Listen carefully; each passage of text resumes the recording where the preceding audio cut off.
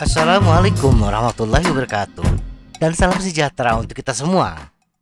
Menggunakan sepeda sebagai sarana transportasi kita sehari-hari memiliki dampak yang positif terhadap kesehatan kita. Di samping menghemat biaya transportasi, tetapi bersepeda di tengah kesibukan lalu lintas perkotaan, kita tidak bisa terhindar dari semprotan asap knalpot dari kendaraan bermotor lainnya, khususnya kendaraan yang menggunakan bahan bakar solar. Kita tidak bisa menghindari hal tersebut, dan salah satu upaya kita mengurangi paparan polusi akibat emisi gas buang kendaraan adalah menggunakan masker. Tetapi apakah itu benar-benar membantu? Secara khusus, ada beberapa orang yang skeptis bahwa masker akan membantu melindungi mereka dari asap diesel yang mengandung partikel yang sangat halus. Apakah ada penelitian yang membuktikan keefektifan relatif dari berbagai jenis masker yang tersedia? Atau apakah semuanya pada dasarnya hanya tipuan? Mari kita bahas.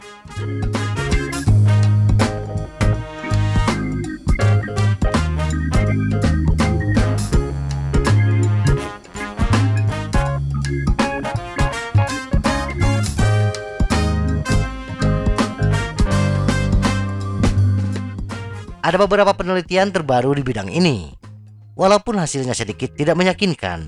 Pertama-tama, kita benar untuk khawatir.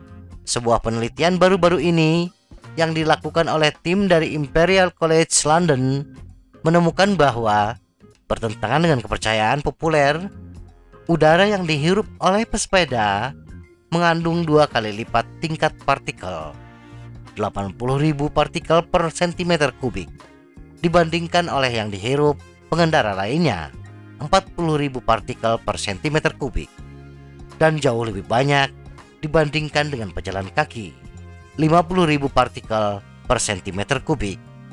Jadi, apakah masker itu berfungsi dengan baik? Nah, Respro, salah satu produsen masker ternama, mengaku telah melakukan riset secara menyeluruh. Hasil penelitian ini menunjukkan bahwa masker berkualitas baik 99% efektif melawan partikel berukuran lebih dari 0,3 mikron. Itu sama dengan sepertiga dari 1/1000 mm. Masalahnya, seperti yang kita lihat, beberapa partikel yang ada di asap diesel berukuran lebih kecil dari 0,3 mikron.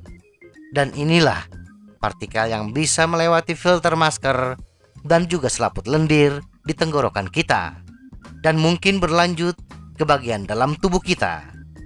Meskipun ada banyak perdebatan ilmiah tentang berapa banyak kerusakan yang disebabkan oleh paparan polusi tersebut, masuk akal untuk berasumsi bahwa polusi akibat dari gas buang tidak bisa dicegah dengan baik dengan hanya menggunakan masker saja. Pada tahun 2002, Badan Perlindungan Lingkungan Amerika Serikat menyimpulkan bahwa knalpot diesel adalah kemungkinan karsinogen manusia dan bahaya pernapasan kronis bagi manusia, dan mungkin membawa bahan kimia karsinogenik ke dalam aliran darah kita. Respro mengakui bahwa penyaringan partikel yang sangat kecil ini, seperti solar, berkurang secara linier. Jadi, semakin kecil partikelnya, semakin sedikit masker yang bisa menghentikannya. Terkait dalam hal tersebut, produsen masker lainnya memiliki model yang lebih mahal dengan filter arang sekunder. Ini diklaim sebagai cara untuk membersihkan sisa partikel nano ini. Jika kita bepergian di kota setiap hari, mungkin ada baiknya menghabiskan uang ekstra dan berinvestasi dengan menggunakan masker jenis ini, yang tentunya memiliki harga yang jauh lebih mahal. Namun, beberapa ahli yang bersifat independen tetap tidak yakin. Mereka meragukan kemampuan masker canggih tersebut untuk sangat efektif melawan partikel seperti solar. Partikel solar sangat kecil untuk dilawan dengan masker yang paling canggih sekalipun.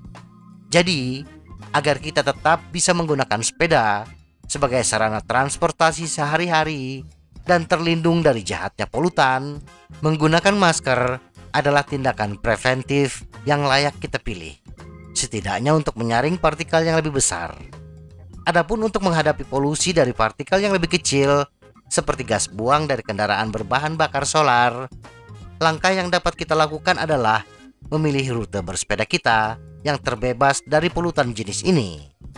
Partikel solar kebanyakan dihasilkan dari kendaraan jenis bus, truk, dan beberapa mobil yang biasanya berbadan besar. Dan jenis kendaraan ini akan jarang kita temukan di jalan lokal sekunder dan jalan lingkungan, seperti jalan kompleks atau penghubung antar kompleks.